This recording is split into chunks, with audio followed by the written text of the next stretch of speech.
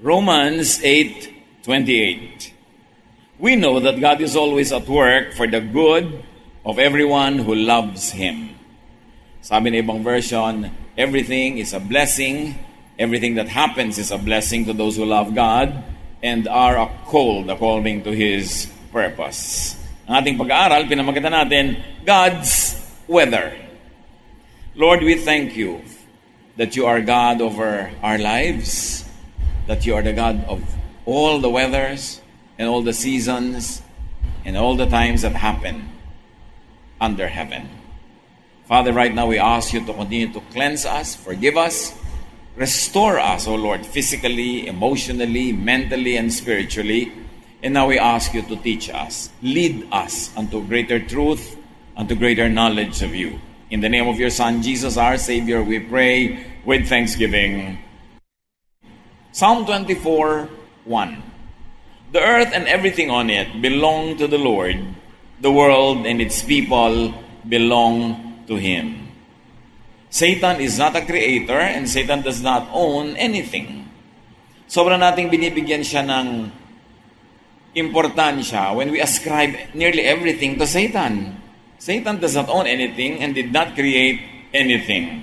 The world and everything on it, every natural cycle, every season, climate, and weather is the Lord's design and the Lord's will. At kung ang lahat ng nasa mundo ay likha ng Diyos, maganda dapat ang tingin natin sa lahat ng bagay na nasa mundo at lahat ng nagaganap. Kasi hindi naman lumilikha ang Diyos ng mali o ng pangit. Kahit ang mga tao, Diyos ang lumikha sa lahat ng tao, hindi natin dapat ituring ang iba na inferior doon sa ibang creation din, dahil Diyos ang lumikha ng lahat ng personalities, lahat ng uri ng tao. Pagka hindi tayo nagagandahan o namamalian tayo, ang dapat nating suriin ay ang ating pamantayan, ang ating standards, ang ating pananaw. Because God does not make mistakes and everything that God does is wonderful. Ecclesiastes 1:4-7, people come and people go, but still the world never changes. The sun comes up, the sun goes down, it hurries right back to where it started from. The wind blows south, the wind blows north, round and round it blows over and over again. All rivers empty into the sea, but it never spills over. One by one, the rivers return to their source. Napakaaga pa, malalim na ang pagkaunawa ng sumulat sa cycles of nature. That God designed that nature should recycle itself, especially the water cycle. Na anumang panahon, natutunaw man o nabubuo ang mga yelo sa mga bundok, tag-init man o tag-araw, taglamig o tag-init, ang lahat ng yan ay nilikha ng Diyos, at ang lahat ng ritmo ng buhay na yan ay parang musika, parang rhythm ng musika na nagsasagutan, nagsasalitan para bumuo ng isang melody. Na hindi mo pwedeng sabihin even the part of silence ng musical composition ay mali. Because silence makes us appreciate sound or music. Na ang lahat ay Diyos ang may likha. So walang bad weather.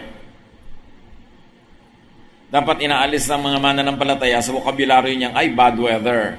Walang masama at walang masungit na panahon. Meron lang masungit na tao. Pero ang panahon hindi siya masungit. Pag kumikidlat, nare-recharge sa mga electrons ang atmosphere. Pagka umuulan, nababasa ang mga dapat mabasa. Nagkakaroon ng cycle ang buhay. Mayroon lang na bad placement and positioning lalo sa tao, or bad timing. May bagyo, mamamangka ka sa dagat, tapos sasabihin mo masama ang panahon nung nalunod ka. Bakit ka nandun? Dapat nasa mas tama ka lang lugar. Pagka napakalakas sa mga ulan, gumuguho yung mga gilid ng mga bundok, paano hindi guguho kung dineforest ang tao? Naging bad tuloy yung parang yung malakas na ulan, samantalang kailangan ng planeta yung water cycle. Pagka bumaha, natural lang na bumabaha. Ancient Egypt was created by the floods of the Nile, by the annual floods. Kaya lang, titira ka sa gilid ng ilog, maaanod ka, sabi mo tuloy, bad weather. Dapat, hindi maging bad yon kung tayo ay nasa tamang pwesto at tama ang timing natin sa pinagagagawa natin sa buhay. Psalm 139:14, everything you do is marvelous. Of this, I have no doubt. Kahit ang mga volcanic eruptions, kailangan natin yan. Nare-refertilize yung ibabaw ng lupa na inaandod na ng tubig yung mga nutrients, kauulan, day in and day out, year in and year out.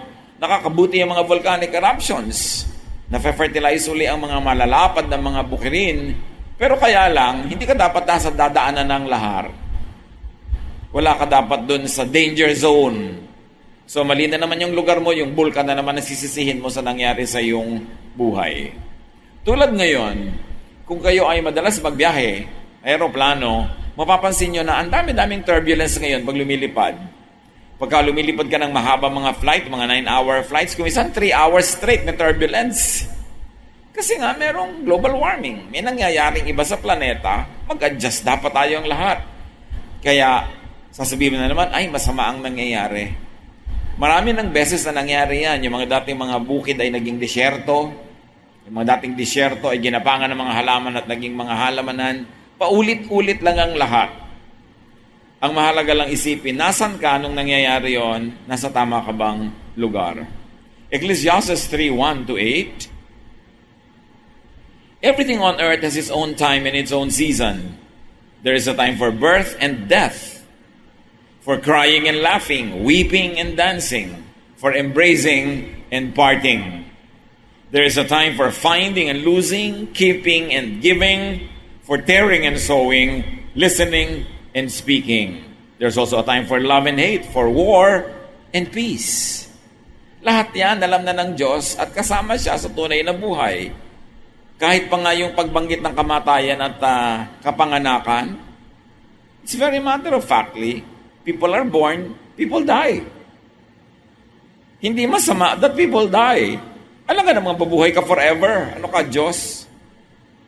Kaya lang, pag kinulangan mo yung perspective, kinitira ng isip, at ang tiningnan lang yung relasyon mo sa namatay, yung oras na kung kailan siya namatay, na kailangan mo siya, langit, nagmumukha tuloy masama. Naiiba-iba yan eh. Kung bata ka pa, sobrang ayaw na ayaw mo at hindi pwedeng mamatay ang iyong magulang kasi kailangan mo pa siya. Then sa mga, lalo sa mga medyo gustong umalago at kumawala sa magulang, parang nare-relieve pa nga sila kung malaki na sila tapos namatay yung magulang. Parang lumaya pa sila. At kung ikaw ay may asawa na, sarili mga anak, ang lungkot mo, nilibing mo yung magulang mo, pero pag uwi mo naman, may dala kang asawa at anak, may iba kang bagong buhay na tuloy, hindi ganun kapait. Hindi katulad ng kung namatay yung magulang mo ng teenager ka pa lang, na wala ka pa sariling pamilya, sa kanya pa lang umiikot ang mundo mo. So may panahon din na kamatayan. Meron napakasakit ng kamatayan, lalo't bigla. Pero kung ang tagal lang may sakit, naubos sa lahat ang pera nyo, nangayayat na siya, naging butot balat, nahirapan na kayo lahat, malaking relief kung minsan na sumakabilang buhay na rin siya. So, depende sa sitwasyon mo, sa condition mo, sa kanakalagay. Kaya parang nagbumukang pangit o hindi maganda ang isang bagay. Pero sinabi na sa Ecclesiastes, lahat may panahon. At makabubuti sa ating lahat na igalang na may panahon ang lahat ng bagay. At kung ito'y panahon ng tag-init, huwag kang maghanap ng lamig. At kung panahon ng lamig, huwag kang maghanap ng init. Kung panahon ng taniman, magtanim ka. Panahon ng ani, para umani ka. Pero pag wala ka sa timing, sino ang mga wala sa timing? Lahat ng kaklase nasa school, siya nasa mall. Wala ka sa timing. Lahat ng mga kasambahay mo, papasok sa trabaho, ikaw nakatunganga, walang trabaho, sinasadya mong huwag magtrabaho. Iba naman yung hindi talaga makahanap. Pero yung lahat nagtatrabaho, ikaw hindi, wrong timing kasi time to work eh. Tapos pag oras ng kainan ng lahat ng nagtrabaho, nakikikain ka, ay maririn ang timing mo kasi wala ka namang kinita. Ba't ka kumakain? Dapat na sa tamang lugar ka.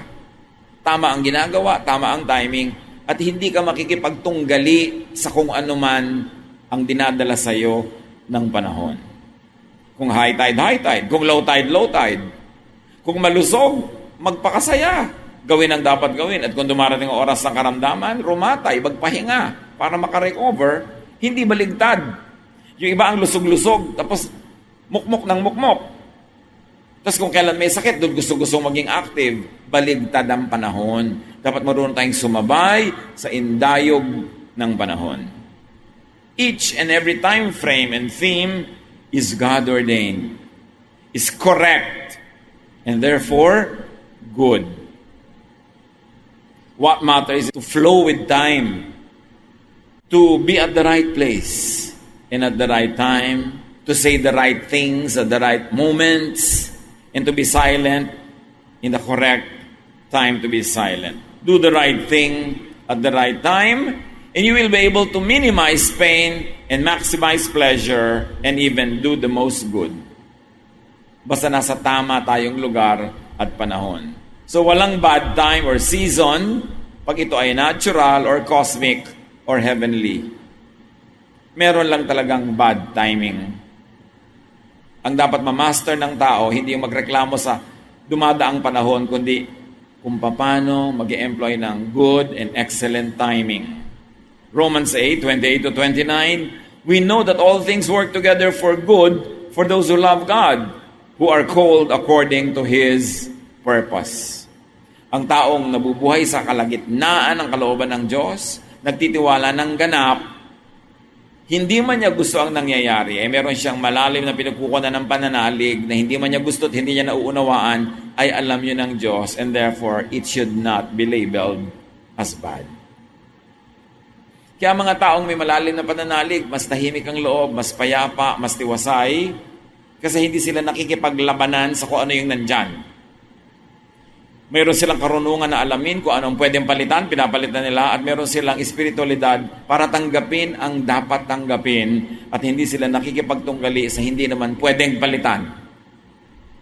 Nababawasan ang mga struggles, ang mga stress sa buhay. Kaya kung tutusin, walang bad na nangyayari sa tao, lalo na sa makadiyos at sa nakasuko sa Diyos. Halimbawa si Job. Alam natin ang kanyang kasaysayan. He lost so much in life. Pero anong sabi niya sa Job 1:21? And he said, we bring nothing at birth. We take nothing with us at death. The Lord alone gives and takes. Praise the name of the Lord. Kailan niya sinabi yon? Nung dumating sa kanya ang sunod na dagok ng buhay, na dapat meron na siyang karapatang magreklamo, magalit sa Diyos, magtampo. Pero ang sabi niya, wala naman tayong dala nung isinilang tayo. Wala rin tayong madadala pag mamamatay na tayo. Ang Diyos lang talaga ang nagbibigay. Therefore, Diyos lang din ang bumabawi. So magbigay ang Diyos at bumawi ang Diyos. Praise God! Can you imagine kung meron kang ganitong pananalig at ganitong katibay na pagtitiwala sa Diyos? Ano ang yayanig? Anong uuga sa'yo? You'll be stable as a rock. And Jesus is our rock. Kaya mahalaga na ma-develop natin yung pagtitiwala. Even earthly death is not bad. Even the timing of death, when natural or cosmic or heavenly, is not bad. Pero, sabi nga sa Ecclesiastes 12:7, so our bodies return to the earth and the life-giving breath returns to God. So really, what is the big deal? Pag inilayo mo ang iyong pananaw, lumayo ka doon sa pinaka-deathbed, sa relasyon mo sa namatay, sa kailangan mo siya, sa malulungkot ka, lumayo ka, nilayuan mo ng nilayuan, nakatingin ka na from the far vantage point of the universe, sasabihin mo, naturally, people die.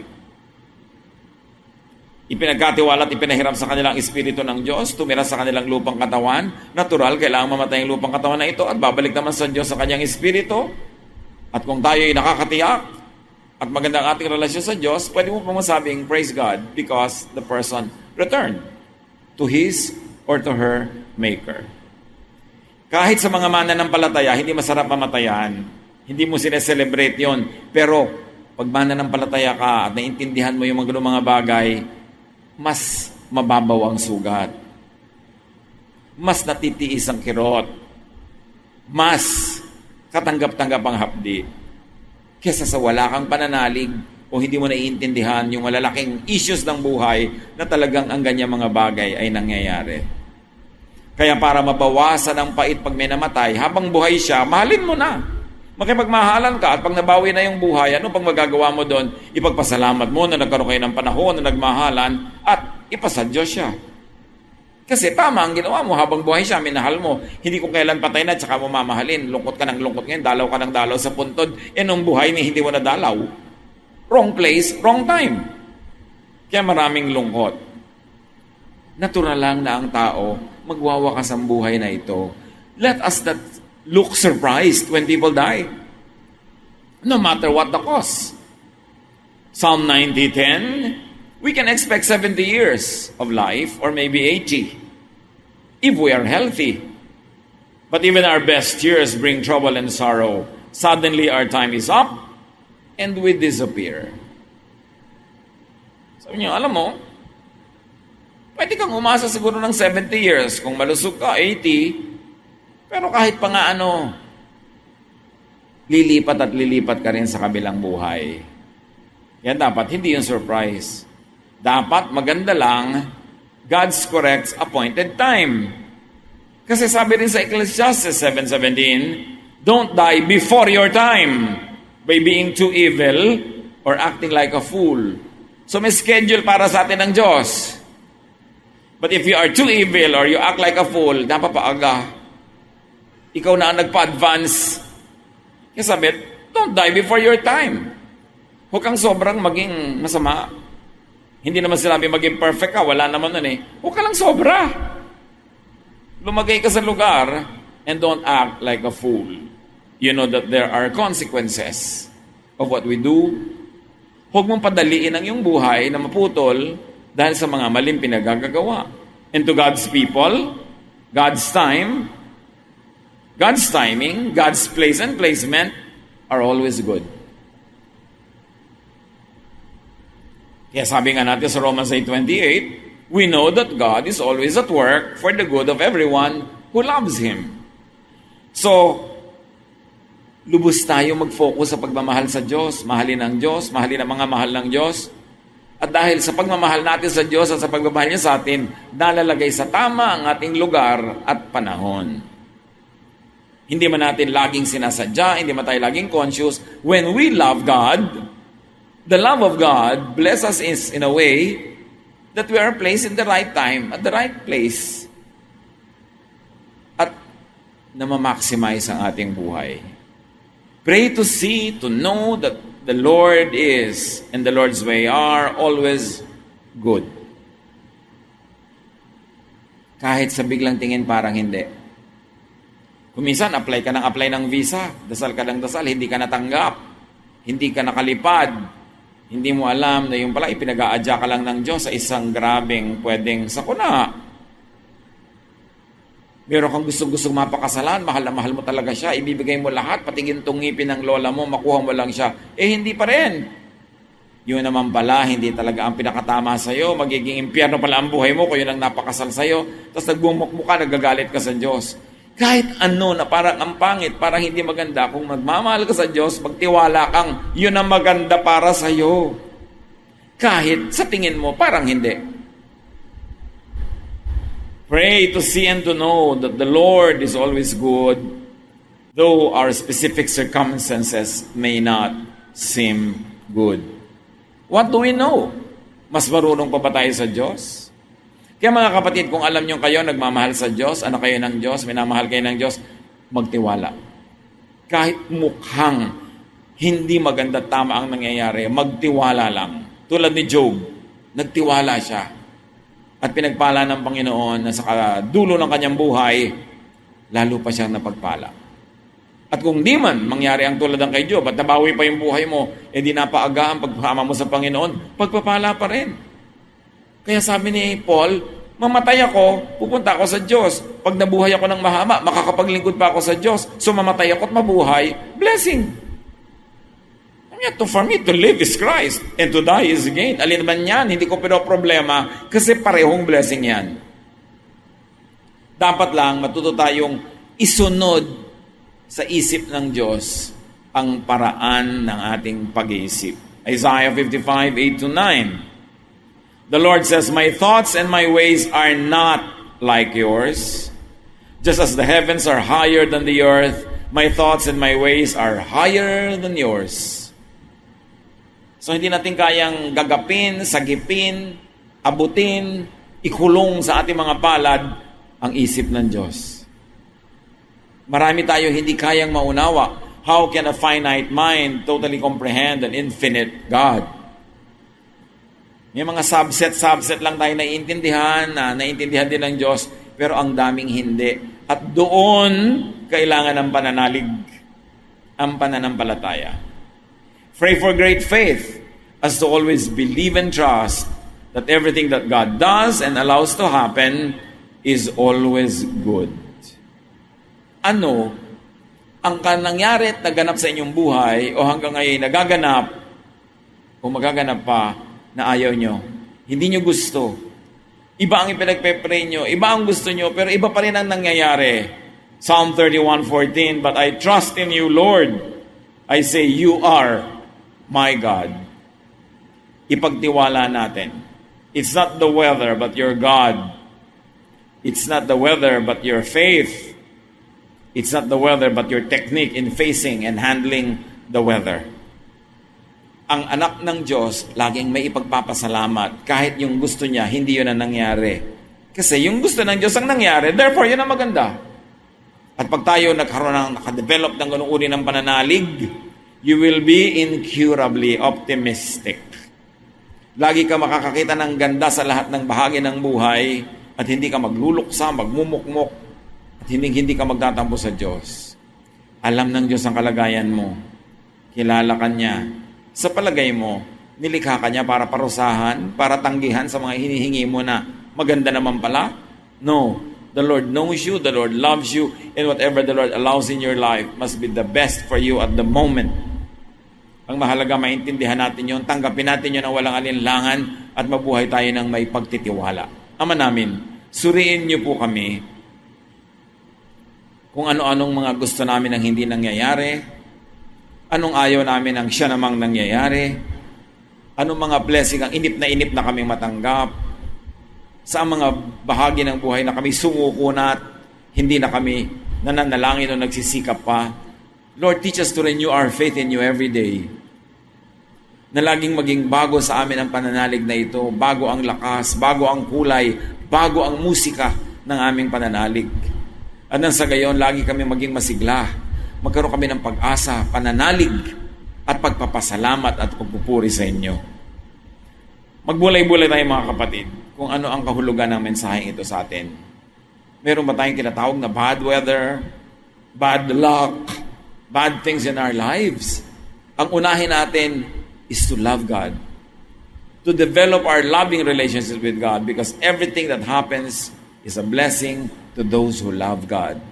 So ang una nating unahin, yung talagang maging malapit tayo sa Panginoon at mapagtiwala at makita natin ang kanyang kamay na kumikilos kahit hindi yung gusto natin puntahan, doon niya tayo dinadala. Ama namin, turuan niyo po kami magtiwala ng lubos at ganap. Hindi sa naaabot lang ng aming isip at pangangatwiran, kundi yung walang patakarang pananalig sa inyo. Diyan naghahari ang inyong kapayapaan, ang inyong kasaganaan at ang inyong pag-ibig. Magbulay-bulay tayo mga kapatid, angkinin ninyo ang mensahe at ang turo ng Panginoon sa atin at gawing lakas ito sa mga darating pa nating haharapin na akala natin bad. Lord, teach us to have eyes to see, faith to see that everything you do and everything you allow is beautiful. Let's be alone with the Lord in silent reflection.